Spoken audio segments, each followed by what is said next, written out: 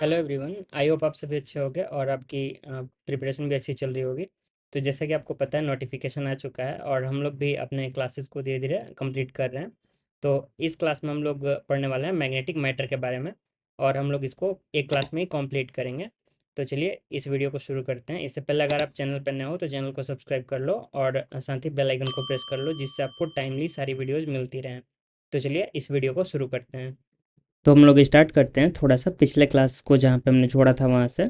पिछले क्लास के एंड में हमने पढ़ा था मूविंग कॉइल गैल्वेनोमीटर कैसे काम करता है, और उसमें इम्पॉर्टेंट क्या है वो हमारा है करंट सेंसिटिविटी और वोल्टेज सेंसिटिविटी। तो चलो एक बार फिर से रिवाइज कर लेते हैं, जिससे आपको याद नहीं करना पड़े ज़्यादा।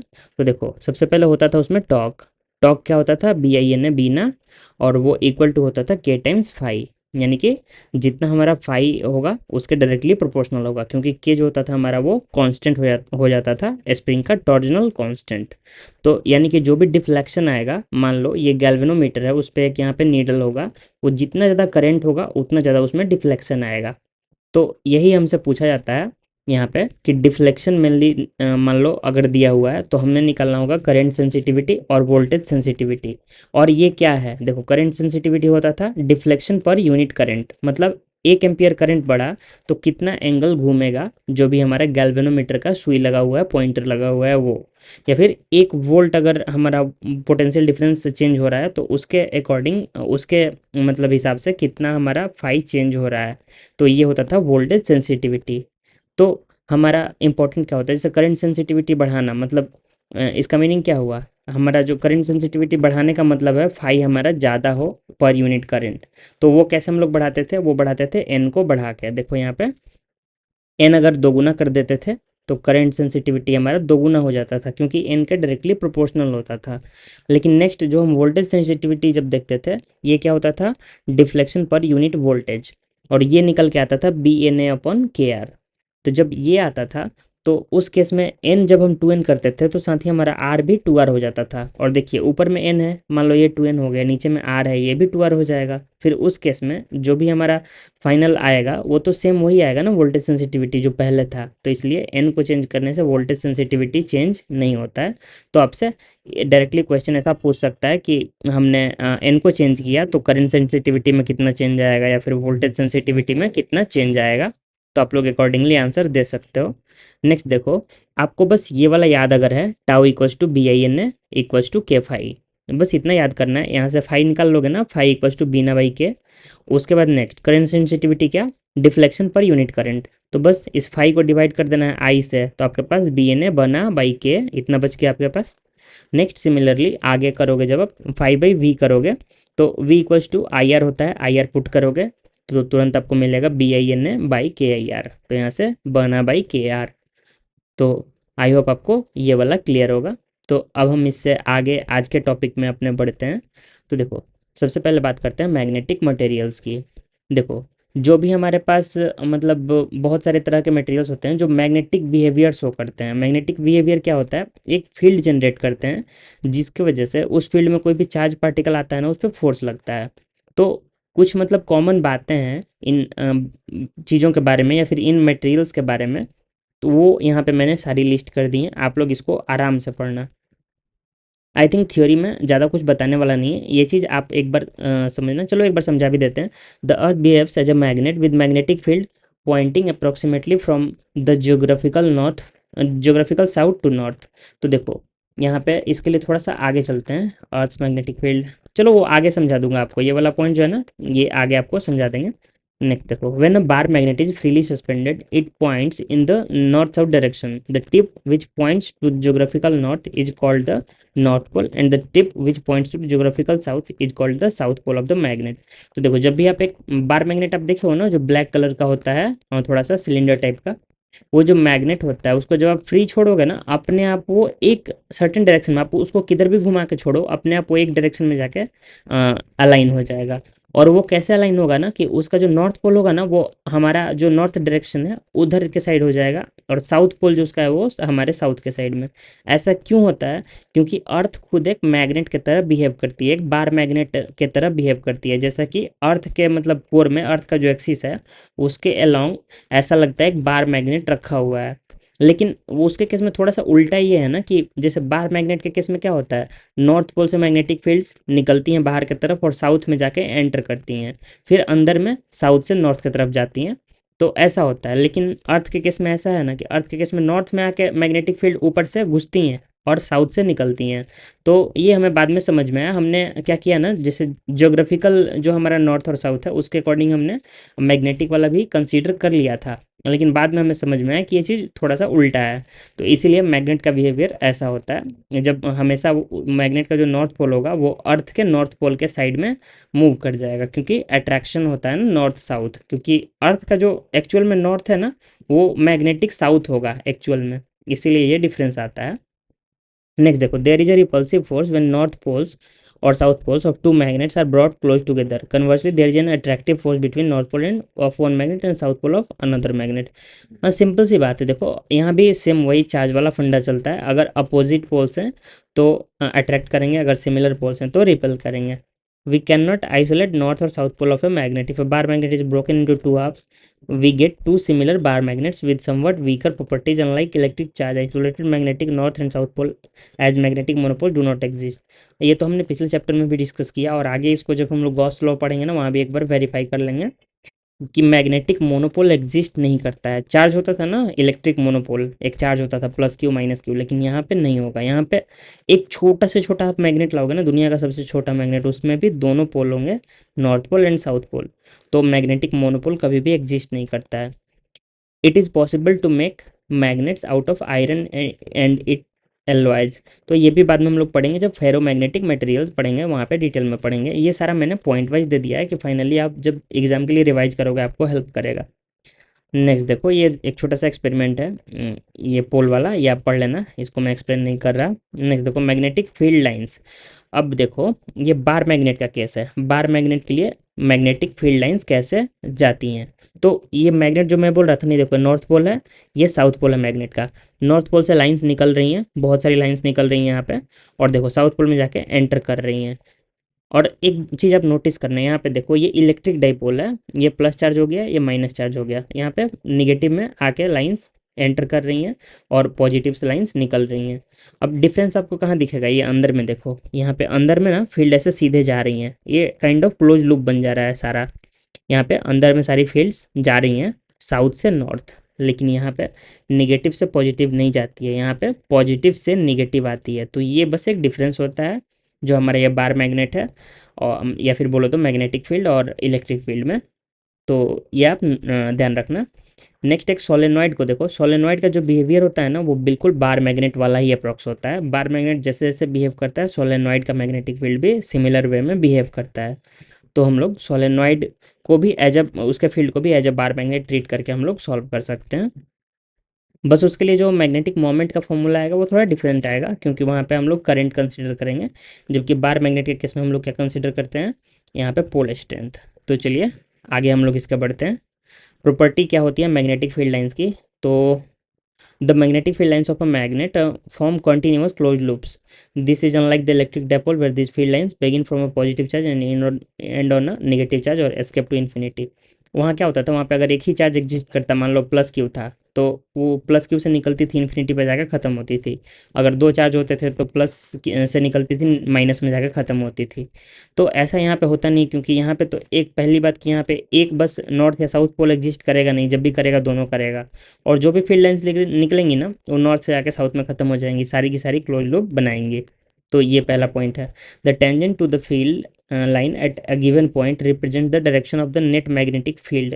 देखो यहाँ पे जो भी टेंजेंट लोगे आप फील्ड लाइन पे किसी भी पॉइंट पे, वो मैग्नेटिक फील्ड का उस पॉइंट पे डायरेक्शन देगा।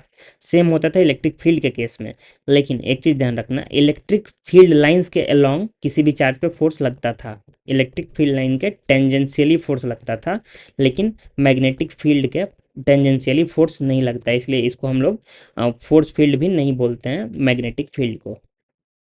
नेक्स्ट देखो, the larger the number of field lines crossing per unit area the stronger is the magnitude of the magnetic field B. देखो जितनी ज़्यादा फील्ड लाइंस होंगी, फील्ड लाइन की डेंसिटी जितनी ज़्यादा होगी, मैग्नेटिक फील्ड उतना स्ट्रॉन्ग होगा। ये आपने इलेक्ट्रिक फील्ड में भी पढ़ा है, तो मुझे यहाँ पे दोबारा एक्सप्लेन करने की जरूरत तो आई थिंक नहीं है। The magnetic field lines do not intersect, for if they did, देखो सिंपल सा बताता हूँ, ये एक वेक्टर फील्ड है और वेक्टर फील्ड अगर इंटरसेक्ट कर गया किसी पॉइंट पे, उस पॉइंट पे दो डायरेक्शन हो जाएंगे। और एक वेक्टर फील्ड है, उसका एक ही पॉइंट पे दो दो डायरेक्शन, वो कैसे पॉसिबल है? वो तो पॉसिबल नहीं होगा ना, कोई एक यूनिक डायरेक्शन होगा ना। तो इसी वजह से ये इंटरसेक्ट नहीं करेंगे, क्लोज लूप बनाएंगे लेकिन इंटरसेक्शन नहीं होगा। चलो नेक्स्ट देखते हैं, मैग्नेटिक डायपोल मोमेंट। ये मैंने आपको पिछले चैप्टर में पढ़ाया था ना, सर्कुलर कॉइल के केस में मैग्नेटिक डायपोल मोमेंट आता था M equals to N number of loops into I into A. I into A आता था हमारा सिंगल, अगर लूप है तो सिंगल टर्न का लूप है तो आई इंटू ए करंट इंटू एरिया वेक्टर। ये हमारा आता था मैग्नेटिक मोमेंट। अगर एन टर्न्स हो गए तो डायरेक्टली एन से मल्टीप्लाई कर दो, करंट लूप के लिए हमारा आता था। अब नेक्स्ट देखो, जब बार मैग्नेट से हम लोग डील करते हैं ना, बार मैग्नेट के लिए हम लोग क्या डिफाइन करते हैं? Pole strength. इसको कहीं कहीं पे आप Q M, plus Q M और माइनस क्यू एम भी देखोगे, कहीं कहीं पे डायरेक्टली प्लस एम और माइनस एम भी लिखा रहता है। तो सेम चीज़ है, आपको ज़्यादा सोचना नहीं है। देखो, मैग्नेट के पास दो पोल होते हैं, एक साउथ एक नॉर्थ। तो जो साउथ पोल होता है ना, वो एनालॉगस होता है हमारा माइनस एम। इसको हम लोग देते हैं माइनस एम पोल स्ट्रेंथ, मतलब माइनस एम। जैसे माइनस क्यू चार्ज होता था ना, क्योंकि देखो यहाँ पे आके ना मैग्नेटिक फील्ड लाइंस अंदर की तरफ घुसती हैं, और सिमिलरली होता था ना माइनस क्यू पे इलेक्ट्रिक फील्ड लाइंस आके घुसती थी। तो इसीलिए हमने माना ये माइनस एम है, इसका जो पोल स्ट्रेंथ है वो माइनस एम, इसका प्लस एम। तो ऐसा हमने माना है। तो ये देखो, अब ये हमारा मिल गया ना। अब क्यू को हमने रिप्लेस किया है एम से, क्यू का एनालॉगस जो है एम है, मतलब वहाँ पे चार्ज होता था, यहाँ पे उसका एनालॉगस पोल स्ट्रेंथ होता है। अब नेक्स्ट वहाँ पे हम लोग डायपोल मोमेंट डिफाइन करते थे कैसे? Q into L, charge into distance. यहाँ भी सेम होता है, लेकिन यहाँ पे बदल जाता है, चार्ज की जगह पे ये मैग्नेटिक चार्ज या फिर मान लो पोल स्ट्रेंथ जो भी आता है इनटू डिस्टेंस। ये हो गया मैग्नेटिक मोमेंट। आई थिंक आपको ये क्लियर होगा। नेक्स्ट देखो, डायरेक्शन वहाँ पे क्या होता था? निगेटिव से पॉजिटिव। तो यहाँ पे निगेटिव कौन है? साउथ वाला, पॉजिटिव नॉर्थ वाला। तो यहाँ पे डायरेक्शन साउथ टू नॉर्थ। तो हर चीज़ बिल्कुल सेम है, बस आपको इतना समझना है, जो साउथ पोल है उसको रिप्लेस कर देना है, मान लो एक minus M, minus Q charge जैसा माइनस एम एक पोल स्ट्रेंथ का रखा हुआ है। वहाँ से फील्ड लाइन जो भी होंगी उसके अंदर बाहर से घुसेंगी, और अंदर अंदर जो यहाँ फील्ड लाइन होगा ना वो माइनस से प्लस में होगा। इसीलिए यहाँ पे ऐसे क्लोज लूप बन जाता है, यहाँ पे अंदर यहाँ पे बाहर। तो आई होप आपको ये क्लियर होगा। नेक्स्ट चीज देखो, इलेक्ट्रिक फील्ड जो होती थी हमारी, उसकी एनालॉगस यहाँ पे हमें मिल जाती है मैग्नेटिक फील्ड। और आपको आगे जाके इंटरेस्टिंग लगेगा कि सारे फॉर्मूला जो हमने पढ़े थे ना डायपोल वाले, सारे यहाँ पे काम करेंगे। तो चलिए आगे बढ़ते हैं। अब एक चीज़ और बता देता हूँ आपको। आपको ये समझ में आ जाए तो अच्छा, नहीं तो इसको स्किप कर सकते हो। बस ये थोड़ा सा मतलब अगर डिफिकल्ट क्वेश्चन पूछना होगा तो एक चीज़ पूछ सकता है। देखो, एक करंट कैरिंग लूप है ना, जो पिछले चैप्टर में हमने पढ़ा था जब गैल्वेनोमीटर पढ़ रहे थे, उससे पहले पढ़ा था करंट कैरिंग लूप। तो लूप के केस में हमने पढ़ा था ना कि वो एक मतलब उससे भी जब करंट पास होगा तो एक वो बार मैग्नेट या फिर बोले तो डायपोल के जैसा बिहेव करेगा। तो जब डायपोल के जैसा बिहेव करेगा तो उसके भी तो दो पोल होने चाहिए ना, तो दो पोल कैसे होगा? तो देखो, ये यहाँ पे ऊपर में हो जाता है नॉर्थ पोल। इसको हम लोग कैसे मतलब नॉर्थ साउथ ये किए हैं? तो देखो, इसको हमने कन्वेंशन से माना है। देखो यहाँ पे ना फील्ड लाइंस ऐसे ऊपर की तरफ ऐसे सारी ऐसे हैं, ये फील्ड लाइंस है हमारी। और ये जो ऐसे घूम रहा है ना, ये करंट है। तो करंट अगर आप ऊपर के केस के लिए देखोगे तो ऊपर में राइट हैंड रूल जब आप लगाओगे तो यहाँ पे मैग्नेटिक फील्ड जो आएगा वो तो ऊपर की तरफ आएगा ना, क्योंकि करंट जो है ये तो एंटी क्लॉकवाइज है। मैंने आपको बताया था एंटी क्लॉकवाइज करंट रहेगा, उस केस में मैग्नेटिक फील्ड आपका ऊपर की तरफ हो गया, out of the page directly बोले तो देखो यहाँ पे जो हमारा है करंट जो है एंटी क्लॉकवाइज हो गया ये वाला। तो हमारा फील्ड देखिए बाहर की तरफ आउट ऑफ द पेज आ रहा है। तो ये जो आ रहा है ना हमारा आउट ऑफ द पेज, इसको हम लोग नॉर्थ पोल एज्यूम करते हैं। और इसको नॉर्थ पोल एज्यूम करते हैं, इसलिए इसके नीचे वाले साइड में जब आप राइट हैंड रूल लगाओगे ना तो यहाँ पे आप नोटिस करोगे कि इस केस में जो मैग्नेटिक फील्ड होगा वो फिर इधर की तरफ हो गया। तो हमारा ये वाला बिहेव करता है जो साउथ पोल। यहाँ से मैग्नेटिक फील्ड देखो ऊपर नॉर्थ से ऐसे जा रही है ना, फिर वापस से ऐसे तो नीचे से आएंगे ना ऐसे। तो इसीलिए ये बिहेव करता है हमारा एज अ साउथ पोल। यहाँ पे अंदर में देखो बार मैग्नेट में कैसे जा रहा था नीचे से ऊपर, वैसा टाइप से इसको मान लो। तो इससे आप क्लियरली समझ सकते हो।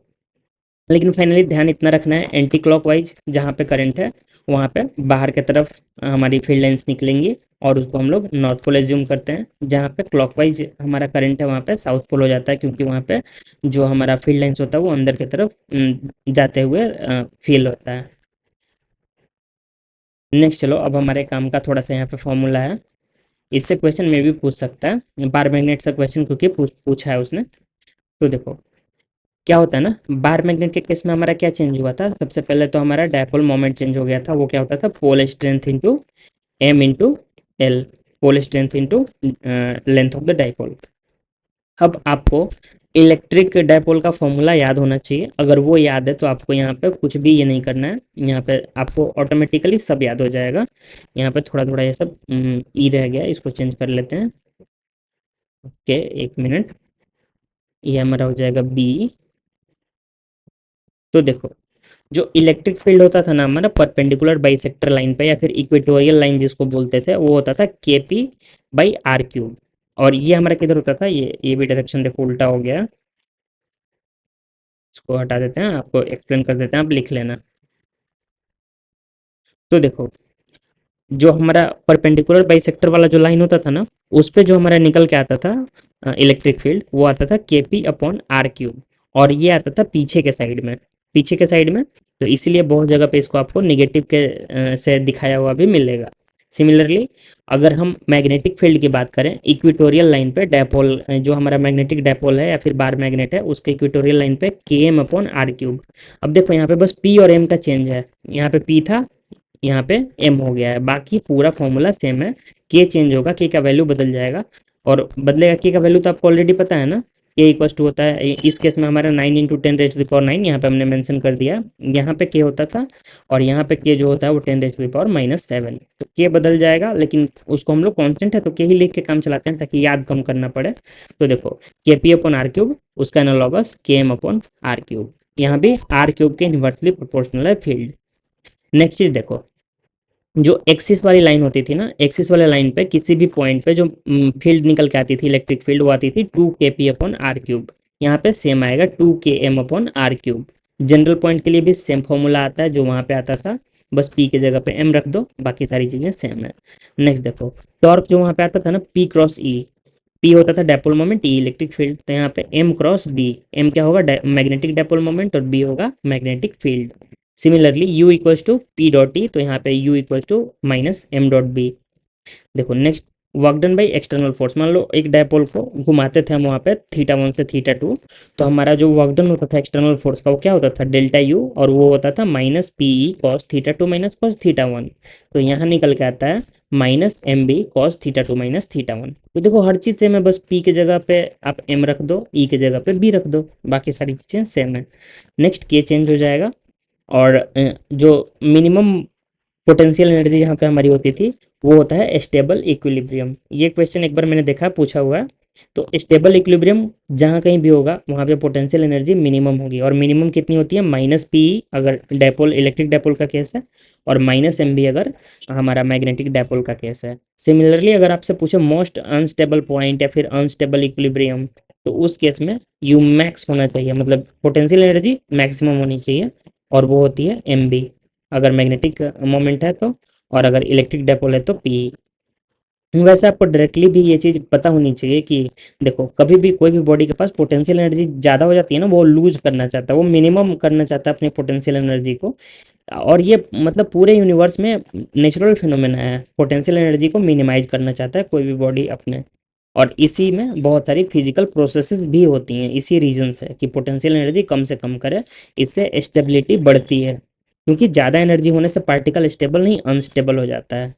तो देखिए नेक्स्ट, अब हम एक यहाँ पे फॉर्मूला देख लो, T equals to time period. अगर मान लो थोड़ा सा एक डायपोल को रख के एक फील्ड में, मान लो इलेक्ट्रिक फील्ड हो या मैग्नेटिक फील्ड हो, मान लो डायपोल को रखा है, थोड़ा सा उसको एक सर्टेन एंगल पे थोड़ा सा डिफ्लेक्ट करके छोड़ दिया स्टेबल इक्विलिब्रियम से, तो उस केस में क्या होता है, हमारा एस एच एम होता है, और उसकी टाइम पीरियड ये निकल के आती है। एनसीईआरटी में एक टाइम पीरियड वाला एग्जांपल वाला क्वेश्चन था, इसलिए मैंने यहाँ पे आपको फॉर्मूला बता दिया कि अगर एनसीईआरटी में है तो मे भी वो लोग पूछ सकते हैं। तो देखो, ये एक पॉइंट ये वाला मैंने लिखा है, for stable equilibrium you minimum वो कब होगा, थीटा इक्वल्स टू 0 डिग्री पे। तो ये भी आपसे पूछ सकता है स्टेबल इक्विलिब्रियम में टॉर्क बताओ, तो टॉर्क क्या होगा, देखो जब थीटा 0 हो जाएगा तो टॉर्क होता था क्या, एम बी साइन थीटा, या M cross B, cross product 0 हो जाएगा। तो देखो इक्विलिब्रियम जब भी रहेगा ना, यहाँ भी इक्विलिब्रियम देखो, यहाँ भी हमारा टॉर्क 0 हो जाएगा अनस्टेबल इक्विलिब्रियम के भी केस में। तो ऐसे भी आपसे पूछ सकता है। अब यहाँ पे एक क्वेश्चन देख लो, the magnetic needle has magnetic moment 6.7 into 10⁻⁻² ampere metre square and moment of inertia I equals to 7.5 into 10⁻⁻6 kg/m². It performs 10 complete oscillation in 6.70 second. What is the magnitude of the magnetic field? ये NCERT का question है. तो देखो यहाँ पे हमारा number of revolution है और टोटल टाइम टेकन है. तो एक रिवॉल्यूशन के लिए कितना टाइम लगेगा, कैसे निकालेंगे? Time divide by number of revolution. मतलब देखो 10 रिवॉल्यूशन किया 6.70 सेकंड में, तो एक रिवॉल्यूशन कितने देर में करेगा? 6.70 डिवाइड बाई 10 यानी कि 0.67 सेकंड. अब हमारे पास ये वाला देखो फॉर्मूला है, T equal to 2 pi under root I upon M B. I moment of inertia, M हमारा हो गया मैग्नेटिक मोमेंट और बी हमारा हो गया मैग्नेटिक फील्ड. तो देखो इस फॉर्मूला को डायरेक्टली हमने स्क्वायर किया, स्क्वायर करके उसके बाद थोड़ा सा रीअरेंज करोगे ना, हमें बी निकालना है, तो बी को लेकर दूसरे साइड चले जाओ. बी को दूसरे साइड लेके जाओगे तो यहाँ से बी का वैल्यू डायरेक्टली आप बाकी चीज़ें यहाँ पे पुट करो और आपका आंसर आ जाएगा. पाई का वैल्यू आपको पता है, पाई स्क्वायर अप्रॉक्स 10 हो जाता है. चलो सॉल्व कर देते हैं. देखो ये हमारा हो जाएगा 4 इंटू पाई स्क्वायर अप्रॉक्सीमेटली 10 ले लेते हैं. देखते हैं आंसर जो थोड़ा ऊपर नीचे होगा. करंट हमारा ये मोमेंट ऑफ इनर्शिया यहाँ पे आई है 7.5 इंटू 10⁻⁻6. देखो आप लोग कोई कोई कमेंट करते हो कि मैं यूनिट को छोड़ देता हूँ भाई, इसलिए क्योंकि मैं ऑलरेडी ये सारी वैल्यू जो पुट यहाँ पे करता हूँ ना वो ऐसा यूनिट में, क्योंकि ऑलरेडी कैलकुलेशन अच्छा खासा मतलब भारी होता है, उसमें क्यों ही फालतू फॉर्मूला ये यूनिट घुसा के और उसको कॉम्प्लिकेट करना, इसलिए मुझे ठीक नहीं लगता है पर्सनली. बाकी आपका चॉइस, आपको कंफर्टेबल लगता है आप वैसे करो. तो देखो एम का वैल्यू हमारा दिया हुआ है 6.7 into 10⁻⁻2 into T square. T हमारा कितना है 0.67 का स्क्वायर. आई थिंक यही होगा हमारा. तो इससे जो भी वैल्यू निकल के आएगा, मैं आपको बोलता हूँ ना एनसीईआरटी में कैलकुलेशन ये लोग इतना खतरनाक देते हैं कि मन ही नहीं करता है फिर आगे सॉल्व करने. तो कुछ ऐसा ही, कैसे एग्जाम में ऐसा नहीं आएगा एक्चुअल. तो चलिए आगे बढ़ते हैं. अब एक और पार्ट पढ़ते हैं, कटिंग ऑफ बार मैग्नेट. ये इजी सा पार्ट है. इस पे मतलब एक जगह पे एनसीईआरटी में मेंशन कर दिया, क्वेश्चन है एग्जाम्पल में, डायरेक्टली बताया नहीं है कि कैसे क्या होता है, तो मैंने सोचा आपको बता देते हैं. तो देखो मैग्नेटिक मोमेंट क्या होता है, एम इंटू एल, पहली बात. अब देखो इस अगर बार मैग्नेट को हम बीच से काट देते हैं, तो आप सोच रहे होगे ना जैसे कि एक मान लो मैग्नेट है, उसमें दो पोल हैं, उसको बीच से काट देंगे तो एक साइड साउथ पोल हो जाएगा, एक साइड नॉर्थ पोल हो जाएगा, फिर हम लोग का मैग्नेटिक मोनोपोल बन जाएगा. तो ऐसा नहीं होता है. जैसे ही आप मैग्नेट को बीच से काटोगे ना, यहाँ पे एक नॉर्थ क्रिएट हो जाएगा, यहाँ पे एक साउथ क्रिएट हो जाएगा. ये दोनों अलग अलग मैग्नेट बन जाएंगे, बस लेंथ चेंज हो जाएगा. और जैसे ही लेंथ चेंज हुआ तो हमारा क्या होगा, मैग्नेटिक जो चार्ज यहाँ पे एम जो पहले था वही अभी भी रहेगा दोनों पे, यहाँ पे एम, यहाँ पे एम, यहाँ पे एम, यहाँ पे एम. एक प्लस होगा एक माइनस होगा ऑब्वियसली. तो देखो जो हमारा नया वाला दो मैग्नेट बना, तो इसका मैग्नेटिक मोमेंट एम डैश होगा. एम डैश क्या हो जाएगा, एम इंटू एल चेंज हो गया, एल बाई टू हो गया. और ये किसके इक्वल है, एम बाई टू के. देखो एम एल बाई टू, ये भी एम एल बाई टू. तो यहाँ पे चेंज कुछ नहीं है, बस हमारा जितना टुकड़ा करोगे उतना नया नया मैग्नेट क्रिएट हो जाएगा, और सबकी लेंथ जो होगी उसके अकॉर्डिंग हम लोग final magnetic dipole moment calculate कर लेंगे. अब देखो अगर एन टुकड़े में काट देंगे तो क्या होगा, जो एम डैश होगा वो एम बाई एन हो जाएगा. क्यों, क्योंकि दो टुकड़ा करने पे M dash M by two होता था. और लॉजिकल भी है, देखो अगर एन टुकड़ा करोगे तो हर एक टुकड़ा एल बाई एन लेंथ का होगा, तो magnetic moment M into L by N, M into L by N, यानी कि हमारा एम डैश जो होगा वो आ जाएगा M into L by N, यानी कि एम इंटू एल तो हमारा ऑलरेडी होता था क्या, यहाँ पहले वाला एम, तो एम बाई एन आ जाएगा. नेक्स्ट देखो टाइम पीरियड क्या चेंज होता है, ये आप लोग डायरेक्टली ध्यान रख सकते हो, बस डिवाइड बाई एन टाइम्स हो जाता है. ये बहुत बड़ा इसका प्रूफ है, लेकिन प्रूफ जानने का जरूरत नहीं है. बस इतना ध्यान रखो कि ये जो एम डैश है ना वो एन 1/n टाइम्स होता है, और सिमिलरली टाइम पीरियड भी इस केस में 1/n टाइम्स हो जाता है. अगर किसी काटे हुए मैग्नेट को, मान लो एक मैग्नेट है उसका एन टुकड़ा कर दिया, और एन छोड़ो, मान लो एक मैग्नेट का चार टुकड़ा कर दिया, चार टुकड़ा करके एक टुकड़े को एसएचएम करवा दिया एक मैग्नेटिक फील्ड में, तो जो टाइम पीरियड आएगा ना वो ओरिजिनल का 1/4 टाइम्स आएगा. बस इसका इतना ही मीनिंग है. नेक्स्ट मैग्नेट को तो हम बीच से भी काट सकते हैं ना ऐसे, हाँ तो काट सकते हैं. इस केस में क्या होता है, देखो यहाँ पे माइनस एम चार्ज था ना, यहाँ पे माइनस एम, तो आधा आधा बढ़ जाएगा दोनों ही मैग्नेट में, ऊपर नीचे दोनों. इस केस में हमारा एक्चुअली वॉल्यूम के बीच से कटा हुआ है, तो इसमें मैग्नेटिक चार्ज डिवाइड हो जाता है. तो -m/2 इधर हो गया, यानी पोल जो इस बार बनेगा ना वो सिमिलरली पहले जैसा ही बनेगा. ये साउथ होगा, ये नॉर्थ होगा, ये भी हमारा साउथ होगा, ये नॉर्थ होगा, तो ऐसे बनेगा. तो इस केस में भी एम डैश जो आपका आएगा नया मैग्नेटिक मोमेंट वो m/2 ही आएगा. आप लोग निकाल कर देख लेना एम इंटू एल से. अब चलो नेक्स्ट टॉपिक अपना देखते हैं, गॉस लॉ इन मैग्नेटिज्म। तो देखो गॉस लॉ इन मैग्नेटिज्म बस यही बोलता है कि B dot D S close integral of B dot D S equals to zero. मतलब अगर मैग्नेटिक, इसका मतलब सीधा सीधा देखो मीनिंग ये है ना कि मैग्नेटिक मोनोपोल जो होता है वो एग्जिस्ट नहीं करता है। जैसे पहले क्या होता था, किसी भी एक लूप को हम लोग पकड़ते थे, लूप के अंदर जितनी सारी चार्जेज होती थी सबको हम लोग जोड़ देते थे। सबको जोड़ के जो हमारा फाइनल नेट चार्ज आता था वो डिवाइड बाई एप्सिलॉन नॉट, ये हमारा आ जाता था मैग्नेटिक फ्लक्स, इलेक्ट्रिक फ्लक्स। लेकिन देखो अब दिक्कत ये आएगी ना कि यहाँ पे मैग्नेटिक मोनोपोल तो एग्जिस्ट ही नहीं करता है ना। आपको खाली माइनस एम वाला कोई ऐसा तो मिलेगा नहीं। आपको जब भी मिलेगा तो माइनस एम के साथ प्लस एम चिपका हुआ मिलेगा, अकेले कभी रहता नहीं बेचारा। तो इस केस में होगा ये कि आपको जो भी अंदर में नेट मिलेगा ना, नेट मैग्नेटिक चार्ज बोल लो या फिर नेट मैग्नेटिक पोल स्ट्रेंथ बोल लो, वो हमेशा जीरो मिलेगा। और वो हमेशा जीरो है ना, मतलब फिर तो हमारा जो नेट मैग्नेटिक फ्लक्स है वो जीरो होगा। क्लोज सरफेस अगर है तो इसमें जितनी फील्ड लाइन जाएंगी इधर से उतनी इधर से बाहर निकल जाएंगी। तो कोई मतलब सिग्निफिकेंट कुछ आया नहीं अंदर में।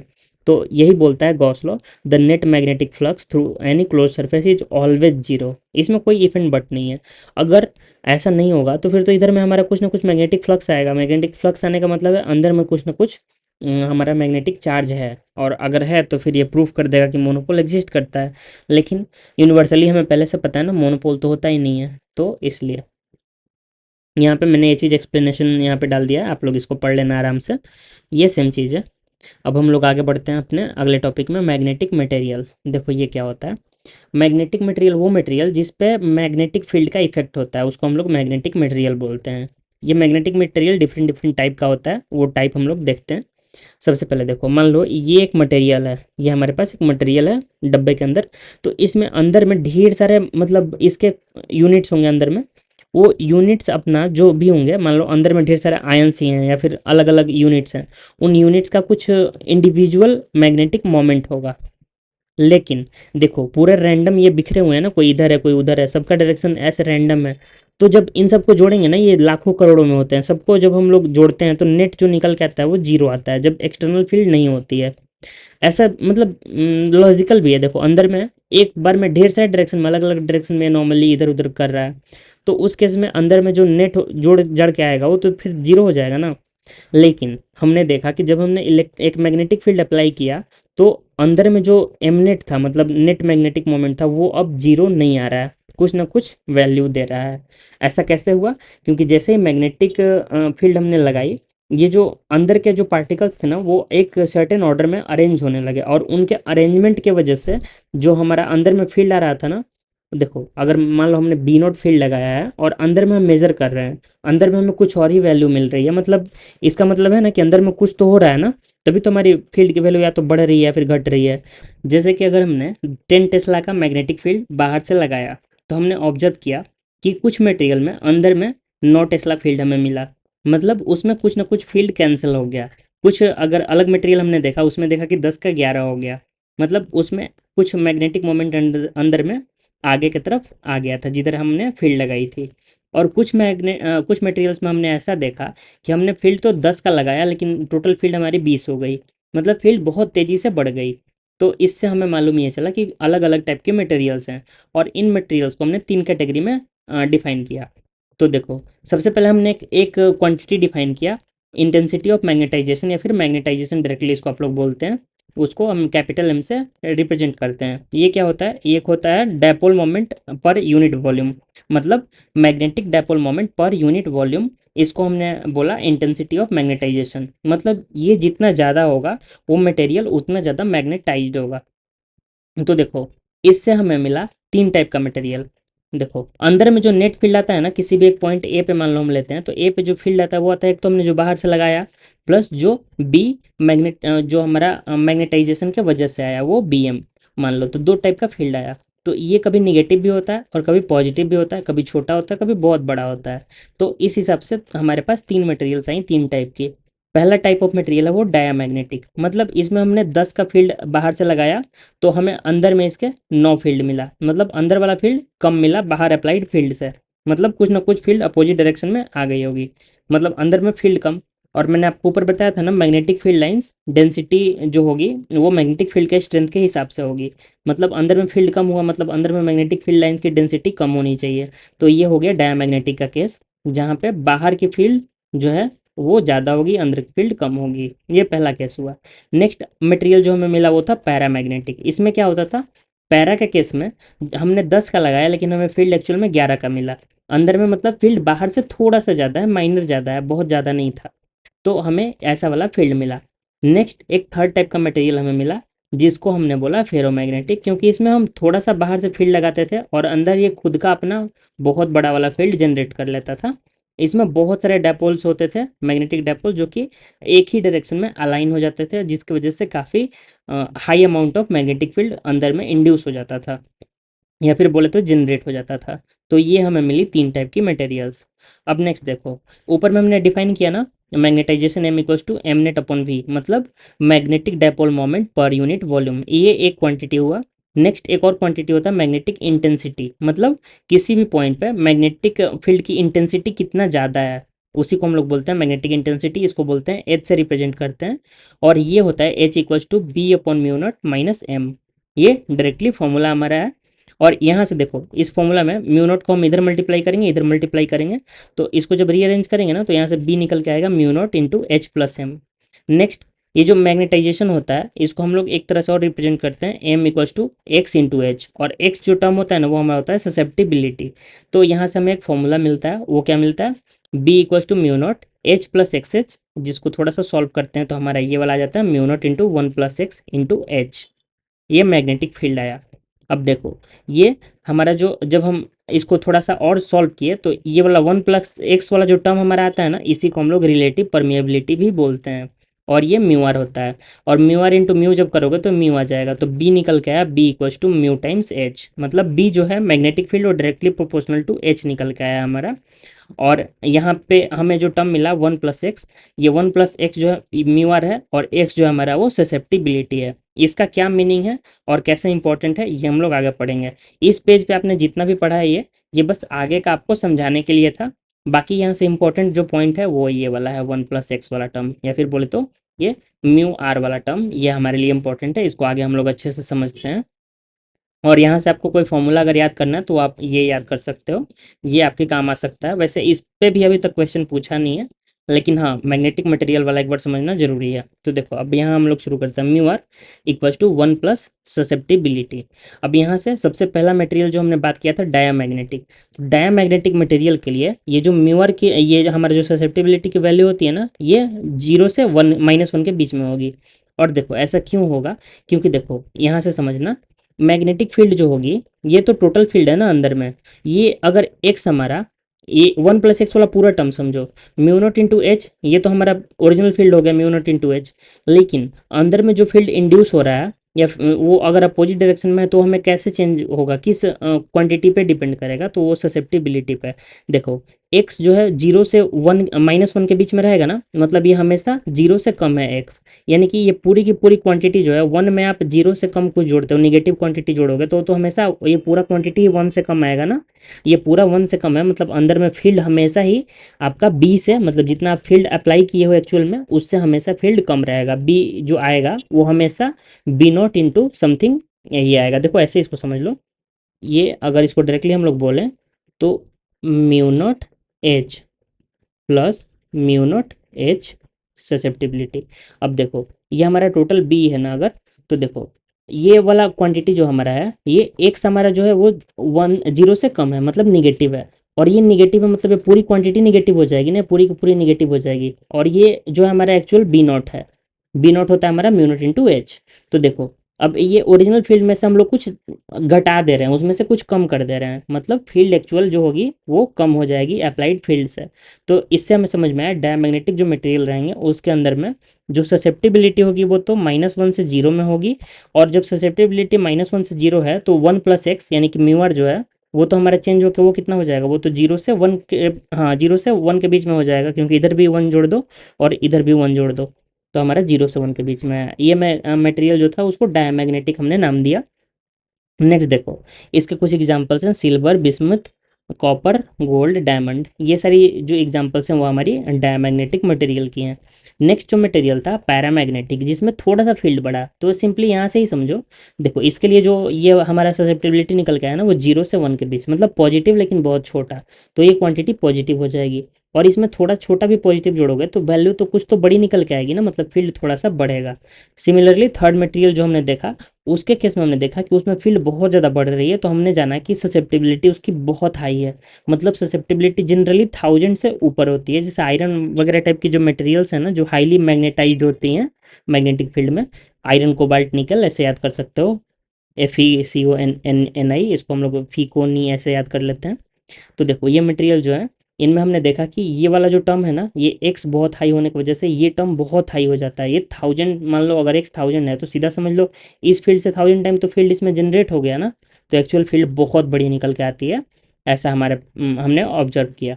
और नेक्स्ट एग्जाम्पल इसका भी आप देख लो, पैरामैग्नेटिक का एल्यूमिनियम, कैल्शियम, क्रोमियम, ऑक्सीजन, ये सब एग्जाम्पल है इसकी। लिथियम वगैरह भी है।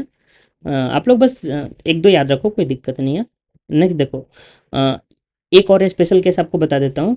ये भी मेंशन किया हुआ है हमारे एनसीईआरटी में, सुपर कंडक्टर। सुपर कंडक्टर के केस में ना, ये मतलब परफेक्ट डायमैग्नेटिक मटेरियल है वर्ल्ड में, मतलब एकमात्र यही चीज़ है जो परफेक्टली डायमैग्नेटिक है। इसका रेसिस्टेंस भी जीरो होता है। ये ऐसा तो आप लोग ऑलरेडी पढ़ चुके होगे ना, सुपर कंडक्टर वो होते हैं जिनका रेजिस्टेंस जीरो होता है एट अ सर्टेन टेम्परेचर। मतलब टेम्परेचर बहुत कम, अभी तक हम लोग जितना भी मतलब रिसर्च हमारा हुआ है, उसमें अभी तक शायद हम लोग 100 to 100 ऐसा कुछ रेंज में ही खोज पाए हैं सुपर कंडक्टर्स। हम लोग जिस दिन रूम टेम्परेचर पे सुपर कंडक्टर खोज लेंगे ना, उस दिन मतलब साइंस में समझो तो बहुत बड़ा इनोवेशन हो जाएगा, क्योंकि ये बहुत काम आते हैं। और देखो इसमें क्या होता है, इसमें जो ये एक्स होता है ना ससेप्टिबिलिटी, ये -1 हो जाता है। इसलिए म्यू आर हमारा जो होता है जीरो हो जाता है। देखो म्यू आर जीरो, ये वाला टर्म, ये पूरा का पूरा एक्स जीरो होगा तो ये टर्म पूरा का पूरा जीरो हो जाएगा। तो एक्चुअली में क्या होगा, अरे एक्चुअली एक मिनट, ये जीरो नहीं होगा। एक्स जो हमारा है वो -1 है ना, तो ये देखो ये -1 हो जाएगा। ये माइनस म्यू इंटू एच हो जाएगा, म्यू नॉट इंटू एच। ये म्यू गलती से लिख दिया है यहाँ पे, देखो म्यू नॉट इंटू एच। तो ये टर्म देखो हमारा क्या बन जाएगा, mu not H plus mu not H into -1 equals to B. अब देखो ये तो निगेटिव और ये पॉजिटिव, यहाँ से हमारा बी आ गया जो जीरो आ गया। यानी कि नेट मैग्नेटिक फील्ड जीरो हो जाता है हमारा सुपर कंडक्टर के केस में। और इसीलिए ये इसका मीनिंग क्या हो, देखो जितना फील्ड लगाया इस पे बाहर से मैग्नेटिक फील्ड ने, जितना फोर्स लगाया उतना ही इसने अंदर से लगा दिया। मतलब ये मैग्नेटिक फील्ड को एक तरह से रिपेल कर रहा है, जो मैग्नेटिक मटेरियल से उनको रिपेल करेगा, क्योंकि परफेक्ट मतलब डायमैग्नेटिज्म शो कर रहा है। और इसी प्रिंसिपल का यूज करता है कंट्रीज बहुत सारा, जो मैग्नेटिक लेविटेटिंग ट्रेन्स हैं जिनको आप देखते हो ना 1000 km/h ऐसे कुछ ट्रेन्स बोली जाती हैं, वो सुपर कंडक्टर के ही हेल्प से चलती हैं। जब ऐसा सुपर कंडक्टर हम लोग जब भी खोज लेंगे ना रूम टेम्परेचर पे, तो सोचो कितना बड़ा है ग्राउंड ब्रेकिंग डिस्कवरी होगा। फिर ये जो मैग्नेटिक लेविटेटिंग ट्रेन, मतलब 1000 km/h से चलने वाली ट्रेन बिल्कुल कॉमन हो जाएंगी। और ये बहुत सेफ भी होती हैं, क्योंकि ये सुपर कंडक्टर है ना, ये काफ़ी मतलब क्या बोले तो मतलब बहुत ही डिसिप्लिन्ड होते हैं, धोखा नहीं देते हैं। तो इसलिए इस केस में हमारा ये जो डिस्कवरी होगा काफ़ी बड़ा होगा। तो नेक्स्ट लॉ हम लोग देखते हैं एक बार, क्यूरी लॉ। तो क्यूरी लॉ बस इतना समझ लो कि ये जो ससेप्टिबिलिटी होता है ना, ये टेम्परेचर के इन्वर्सली प्रोपोर्शनल होता है। और क्यूरी टेम्परेचर किसको बोलते हैं, तो देखो क्यूरी टेम्परेचर वो टेम्परेचर होता है ना जहाँ पे फेरोमैग्नेटिक मटेरियल जो होता है वो पैरामैग्नेटिक बन जाता है। मतलब आयरन को आप इतना हीट करो कि वो क्या हो, वो चेंज होकर पैरामैग्नेटिक हो जाए, अपना फेरोमैग्नेटिक बिहेवियर छोड़ के पैरामैग्नेटिक बिहेवियर दिखाने लगे। और ऐसा क्यों होगा, देखो एक एग्जाम्पल से आपको बताता हूँ। मान लो एक बॉक्स हमने ऊपर लिया था ना, उसमें ऐसे ऐसे कुछ ढेर सारे ऐसे ऐसे मटेरियल्स हैं, और उनको ऐसे ऐसे रैंडम हमने अरेंज किया हुआ है। मान लो मैग्नेटिक फील्ड जैसे ही आप लगाओगे क्या होगा, सारे के सारे ऐसे ऐसे अपना सीधा सीधा अरेंज हो जाएंगे मैग्नेटिक फील्ड के अकॉर्डिंग, अगर एक फेरोमैग्नेटिक मटेरियल है तो। और जब ऐसे ऐसे अरेंज हो जाएंगे तो यानी कि जो हमारा अंदर में फील्ड जनरेट होगा वो काफ़ी हाई फील्ड होगा। लेकिन मान लो नीचे से इसको हम लोग हीट करने लगे, यहाँ से हम लोग हीट करने लगे इसको, तो क्या होगा, जैसे ही आप इसको हीट दोगे ना, ये जो अच्छे से अरेंज हुए हैं बेचारे, ये सारे पैनिक इनमें फैल जाएगा और ये लोग इधर उधर रैंडम भागने लगेंगे। और फिर से रैंडम भागेंगे ना, फिर से हमारा केस वही हो जाएगा, मतलब जो इनिशियली था, जो हमारा अंदर में स्ट्रॉन्ग मैग्नेटिक फील्ड बना के रखा था ना बेचारों ने, वो खत्म हो जाएगा। और उस वजह से ये जो इसका बिहेवियर होगा वो काइंड ऑफ पैरामैग्नेटिक हो जाएगा। इसीलिए हाई टेम्परेचर पे फेरोमैग्नेटिक पैरामैग्नेटिक के जैसा बिहेव करता है। और जिस टेम्परेचर पे बिहेवियर अटेन होता है उस टेम्परेचर को हम लोग बोलते हैं क्यूरीज टेम्परेचर। ये जो साइंटिस्ट हमारे क्यूरी के नाम पे रखा हुआ है। और इनका मतलब लॉ यही है कि जो ससेप्टिबिलिटी हमारा है वो इन्वर्सली प्रोपोर्शनल टू टेम्परेचर, या फिर बोल सकते हो अंदर में जो भी फील्ड आएगा वो भी इन्वर्सली प्रोपोर्शनल टू टेम्परेचर। क्योंकि देखो एक्स जितना हमारा ज़्यादा होगा हमारा अंदर में फील्ड उतना स्ट्रांग होगा। अब एक्स इन्वर्सली प्रोपोर्शनल है तो ऑटोमेटिकली फील्ड भी इन्वर्सली प्रोपोर्शनल हो गया ना। अगर एक्स घटेगा फील्ड भी घटेगा। तो सिंपल सा ये चीज़ है। चलो अगला टॉपिक हमारा है अर्थ का मैग्नेटिक फील्ड। तो बस मैं आपको इसका ग्लिम्स थोड़ा सा दे रहा हूँ क्योंकि देखो ये इससे क्वेश्चन डायरेक्टली पूछा नहीं है लेकिन इसका बेसिक बेसिक जानना चाहिए, क्या पता डायरेक्टली पूछ ले। तो देखो सबसे पहला चीज़ समझो, ये हमारा अर्थ का एक्चुअल पोल है। आप लोग सुनते होगे ना नॉर्थ पोल साउथ पोल, जहाँ पे पेंगुइन रहते हैं बहुत सारे। तो देखो दो हमारे पास पोल्स हैं। ये एक्चुअल मतलब ज्योग्राफिकल नॉर्थ पोल और ज्योग्राफिकल साउथ पोल है हमारे। एक्चुअल में अब ऐसा नहीं सोचना कि मैंने अर्थ को सीधा कर दिया। अर्थ तो अपने मतलब एक्सिस पे 23 डिग्री वो झुका हुआ है, वो तो झुका हुआ है, कोई दिक्कत नहीं उससे। हमने यहाँ पे अपने इस रिप्रेजेंटेशन के लिए माना कि मान लो ये नॉर्थ, ये जो हमारा पोल है एक्चुअल में जो ये वाला लाइन है एक्सिस, इसको हमने सीधा माना है अभी के लिए।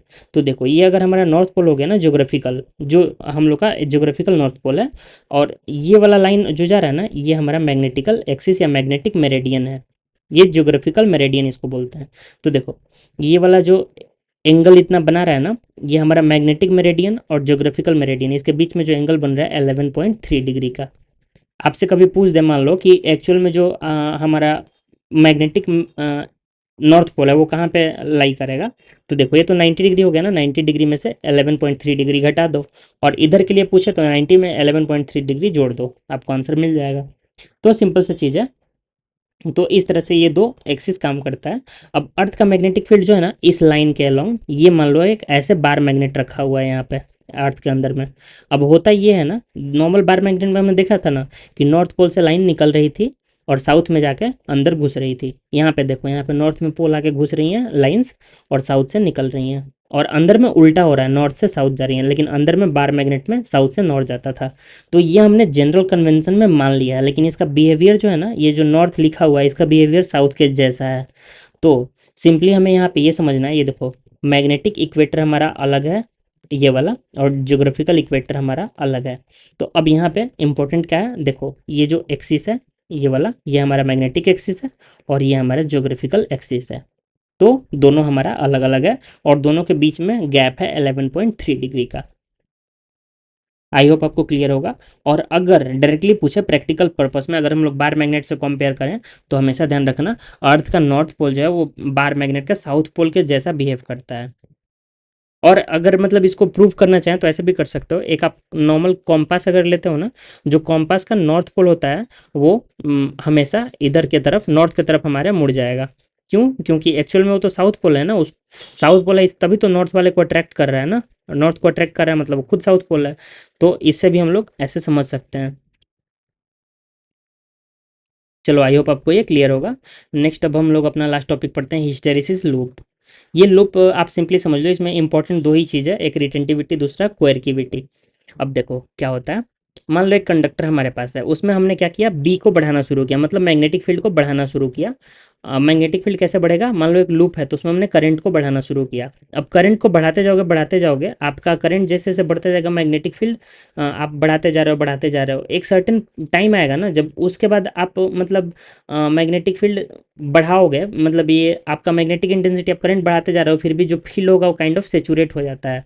उसके बाद मतलब एच भी चेंज नहीं होगा, एक सर्टेन पॉइंट पे जाके ये सारा चीज़ रुक जाएगा। वो पॉइंट मान लो रुक गया, उसके बाद हम लोग क्या किए, करंट का डायरेक्शन रिवर्स कर दिए। करंट का डायरेक्शन जैसे ही रिवर्स किए, अब देखो अब वो वापस से घटना शुरू होगा, एच भी घटेगा बी के साथ साथ। घटते घटते एक ऐसा पॉइंट आएगा ना जहाँ पे एच जीरो हो जाएगा। ये एच हमारा क्या था, मैग्नेटिक इंटेंसिटी जो होता था हमारा, वो हमारा जीरो हो गया मान लो। तो देखो जहाँ पे एच जीरो हुआ लेकिन यहाँ पे कुछ ना कुछ मैग्नेटिक फील्ड अभी भी रह गया है, तो इसी को हम लोग बोलते हैं रिटेंटिविटी। मतलब इतना रिटेन कर लिया, इतना मैग्नेटिक फील्ड रिटेन कर लिया ये जो भी हमारा मटेरियल है। तो ये हुआ रिटेंटिविटी का पॉइंट, और ये हुआ हमारा 1.2 टेस्ला, इतना रिटेंटिविटी आया इसका। अब नेक्स्ट देखो, हम करंट को और बढ़ाते जाएंगे उसी सेम अपोजिट डायरेक्शन में, बढ़ाते बढ़ाते एक ऐसा पॉइंट आएगा जहाँ पे मैग्नेटिक फील्ड फाइनली जीरो हो जाएगा। उस जीरो पे कुछ ना कुछ हमारा एच बच जाएगा, और एच जो बचेगा ना उसी को हम लोग बोलते हैं कोएर्किविटी। और यहाँ पे एच हमारा कोएर्किविटी अप्रोक्सीमेटली -90 के आसपास दिख रहा है, तो हमने -90 इसको लिख दिया है। बाकी अगर आपको डायरेक्टली ग्राफ देकर पूछने का चांसेस तो कम है, लेकिन दे दे तो इतना समझो, कोएर्किविटी वो पॉइंट है जहाँ पे बी जीरो हो, रिटेंटिविटी वो पॉइंट है जहाँ पे एच जीरो हो। और ये जाने के टाइम में हम लोग नहीं लेते हैं, आने के टाइम में लेते हैं। हमने करंट बढ़ाया, फिर करंट को जब घटाते हैं ना, तो घटाने के क्रम में जब भी हमारा पहला, जब जहाँ पे एच जीरो होता है वहाँ पे रिटेंटिविटी, जहाँ पे बी जीरो होता है वहाँ पे कोएर्किविटी। तो ये सारी एनसीईआरटी के टॉपिक्स हैं, इसलिए मैंने यहाँ पे कवर किया। और इस तरह से हमारा मैग्नेटिक मटेरियल का चैप्टर पूरा खत्म होता है। इसमें से काफ़ी सारी चीज़ें हमने पिछले चैप्टर में भी कवर करी हुई थी, इसलिए हमें यहाँ पे थोड़ा और कम टाइम लगा। बाकी इसमें जो क्वेश्चन इन्होंने पूछे हैं वो जनरली बार मैग्नेट से ही रिवॉल्व कर रहे हैं, बार मैग्नेट और बाकी सोलेनॉइड वगैरह, लूप वगैरह। तो क्वेश्चन सिंपल सिंपल हैं, आप लोग एक बार ट्राई करो, फिर इसका सोल्यूशन तो हम लोग ऑब्वियसली करेंगे ही। तो चलिए मिलते हैं आपसे अगले वीडियो में।